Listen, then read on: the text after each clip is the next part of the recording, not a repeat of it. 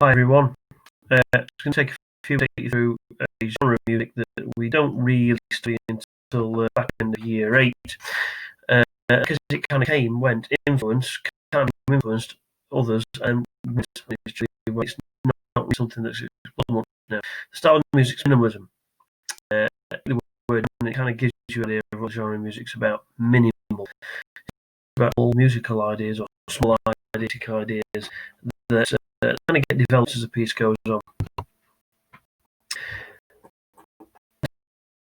There's visual reference to this because it is on screen. There's not a great deal happening in those images, and that's what minimalism is. It's basic, geometric, straight, formal ideas aren't really overcomplicated. Some of the things I probably have tried to hope to address through this. What's minimalism? Where did this genre originate? What some of its musical features? And who were the pioneer composers of this new musical genre? Who brought it to the fore? Who made what it is? Early century artists, writers started to develop a new style. And that brand new style was entitled Expressionism, and it was described by some of the time as being quite and shocking to what had been before. If you look to it, you can probably see that distorting and shocking aspect of them. You've got Starry Night there by and the Scream by Edward Munch. If you just take a look at them, what's the artist trying to show? What do you think is the purpose of this new style? What does it were? What is he trying to show in these images? Press pause. Have a couple minutes to think about it.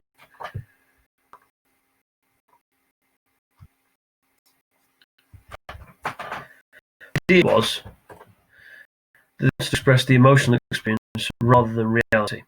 They wanted to express the meaning of a lie rather than the actual image or what they're trying to portray actually looked like. After the Second World War, development became abstract expressionism. And you got examples there of Mountain Sea and Galaxy by Jackson Pollock, for example. It does reflect the reality of what it is. It's more or less.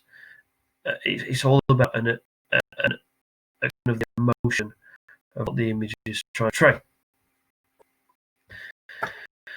So all genres, it's not just up to one art. Music isn't just, you don't just get genre music. Those genres cross all different art forms.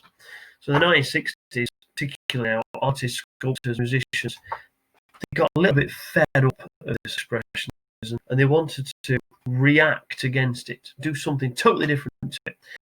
So instead of complicated all those ideas, they wanted to say, right, no, basically, strip down to its bare essentials, remove all the complicated stuff out of it, remove all self-expression. It is what it is, and this is what minimalism you see like here when you pick the catalogue for IKEA.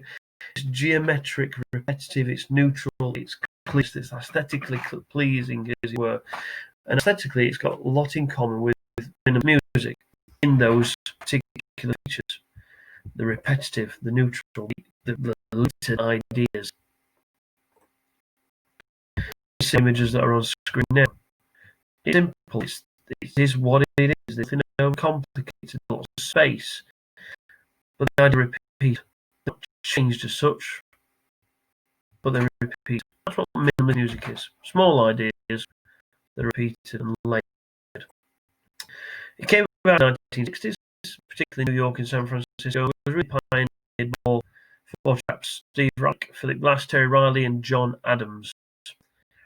We focus a bit particularly on Steve Reich. Philip Glass is touch on as we move on. What influenced this music was three particular things, really. It was world music, it was music technology. The aspects of world music were African drumming and gamma music. In Africa, lots of rhythm, what we call polyrhythms, complicated rhythms that combine and move across one another to make them quite complex.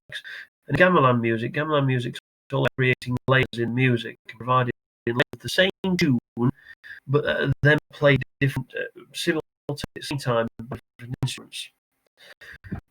The music technology came in because of the looping and the ideas that the composers wanted to take one simple idea and then make it over and over and over and over and over and do the same thing. And cutting and re-editing cassettes. They used to record sounds, they used to record cities, they used to tuck it in and they used to play it over and over and over again. It became quite hypnotic. So music technology was massively influenced on music.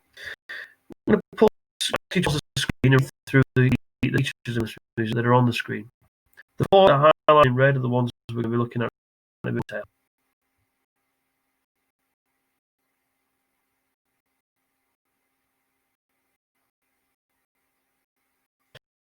The screen there, you just sat watching me in silence looking at the screen. Drones, noise, or loops found in lots of other styles of music. Layering found in other styles of music. Augmentation, and the bottom two, diminution and static, not necessarily found. Those three at the bottom possibly more related to minimalism rather than anything else. But the four that highlighted in red are particularly important in this music. And we're going to have a look at them now. The phasing is when you get the same musical idea, as it were, that starts and plays the same and it moves along at the same time, but then eventually they become out of sync. One might get slower than the other one might faster. And so they go from being at the same time to moving out to somewhere. And it's a bit like if you were watching a foreign movie and the lip sync isn't quite right. The lips are moving, words are coming out with the lips. And it's not right. It makes it a little bit uncomfortable. But that's exactly what phase shifting is. It's about making the music sound a little bit uncomfortable, and it's doing what it shouldn't be doing. Clapping music, for example, it's called Piano Phase by Steve Reich. One musician, and slow think in the same things with very complicated decision when he's almost because it's tough for us.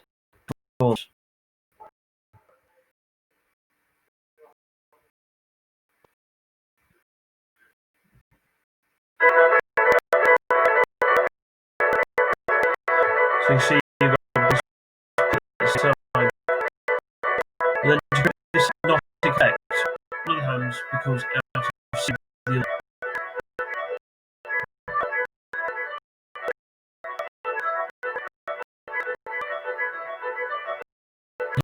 Here to take place now. This section with hands in together, right hands.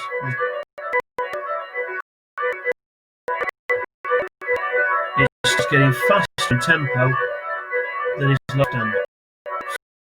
Fake.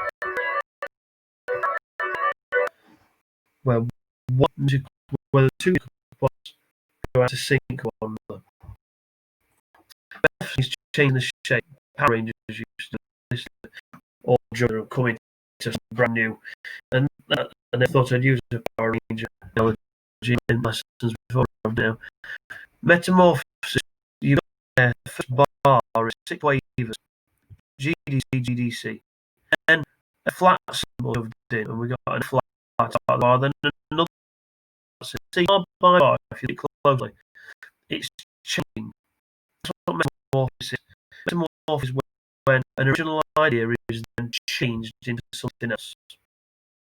That would never be done in popular music because the hook, you change whatever right, but it wasn't about doing like trying to break rules or do something. A different affects exactly as it sounds.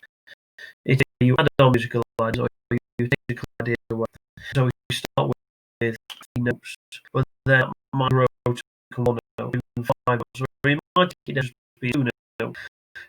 You subtract or you add music, the notes of the musical idea.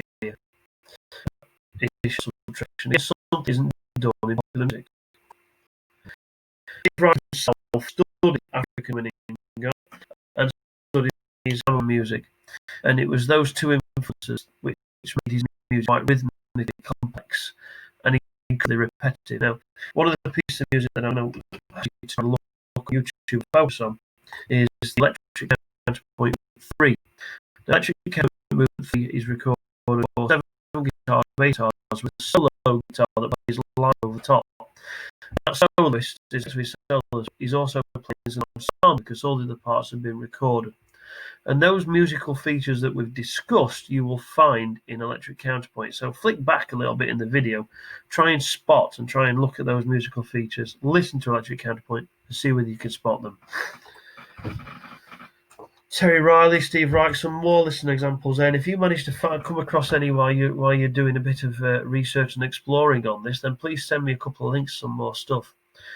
Minimalist music went on to feature quite heavily in music like club dance remix or electronic dance music, where the musical ideas are layered and then repeated over and over and over again, and use music technology quite heavily.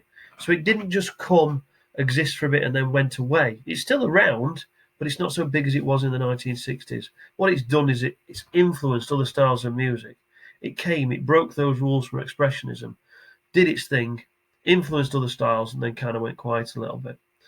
That's your whistle-stop tour on minimalist music. Like I say, if you come across anything interesting, please send it through to me. Okay, see you soon.